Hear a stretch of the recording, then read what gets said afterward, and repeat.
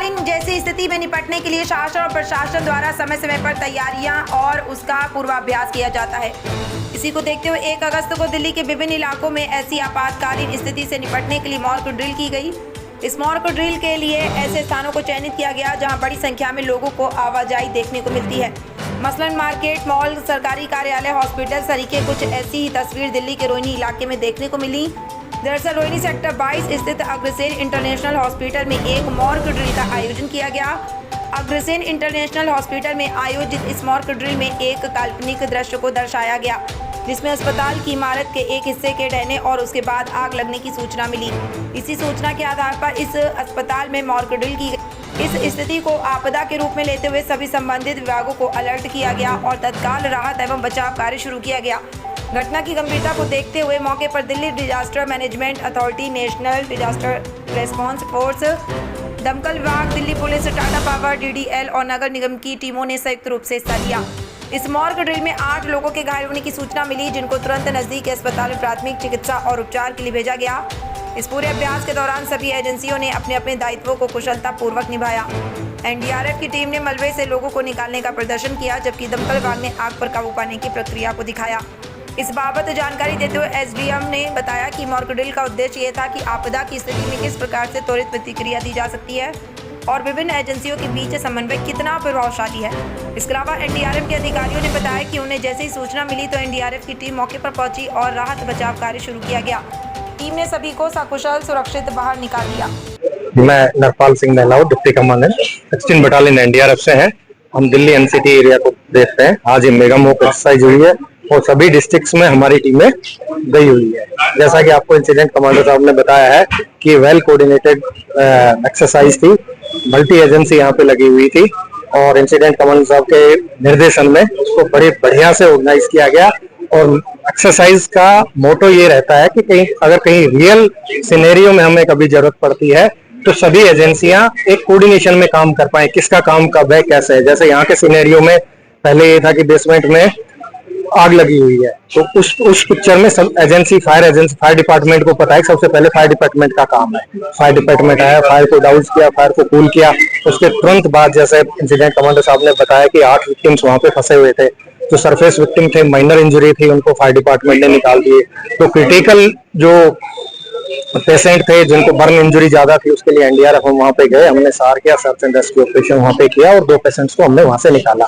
फिर यहीं पे दूसरी एक एक्सरसाइज का एक पार्ट था कि एक बिल्डिंग कोलैप्स हो गई है, उस बिल्डिंग में कोलैप्स हो गई, उसमें पेशेंट वार्ड था। तो वहां से NDRF ने बिल्डिंग को असेस किया, बिल्डिंग की स्टेबिलिटी को चेक किया। उसको चेक करने के बाद वहां से 10 पेशेंट्स को जो मिक्स अरेंजमेंट जो कर रखे थे, सेकेंड वार्ड जो सेफ वार्ड है जहाँ पे हॉस्पिटल्स ने व्यवस्था कर रखी थी, वहाँ NDRF ने 10 पेशेंट्स को वहाँ पे शिफ्ट किया। और ये पूरी जो एक्सरसाइज है बड़ी स्मूथ वेल कोऑर्डिनेशन से हुई, सभी एजेंसियों ने बढ़िया से काम किया कि फ्यूचर में अगर कैसी इंसिडेंट होती है तो स्मूथली उस ऑपरेशन को हम अंजाम दें।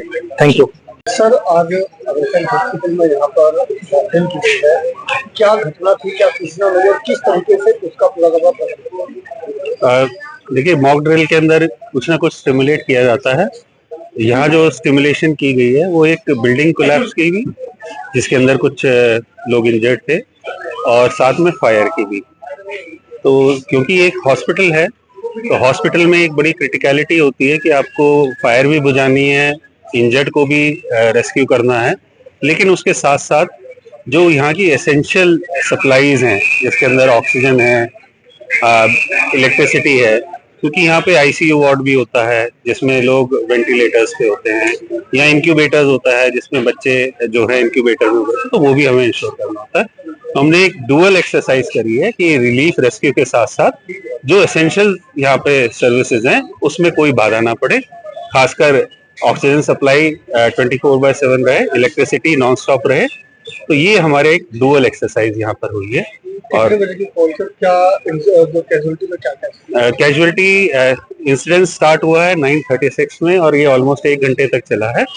उस 1 घंटे के अंदर हमने 8 लोगों को जो कैजुअलिटी थे, उसके अंदर कुछ बर्न विक्टिम्स थे। बर्न विक्टिम्स को हमने बड़ा ये इंश्योर किया कि जो नियरेस्ट हॉस्पिटल है वो वहां ना जाएं, क्योंकि उस हॉस्पिटल में बर्न वार्ड नहीं था। ये इंश्योर किया कि जहां बर्न हॉस्पिटल है उसे वहां शिफ्ट किया जाए। तो जो हमारे 2 बर्न विक्टिम थे वो हमने बीएसए भेजे, और बाकी जो क्रिटिकल इंजर्ड थे वो दूसरे हॉस्पिटल्स में, जो हमारे डेजिग्नेटेड हॉस्पिटल थे, वहां भेजे। इसके अलावा हमने यहाँ रिलीफ सेंटर्स भी बनाए थे, जहाँ जो माइनर इंजर्ड हो उसको थोड़ी देर उपचार करके उसको डिस्चार्ज किया जा सके।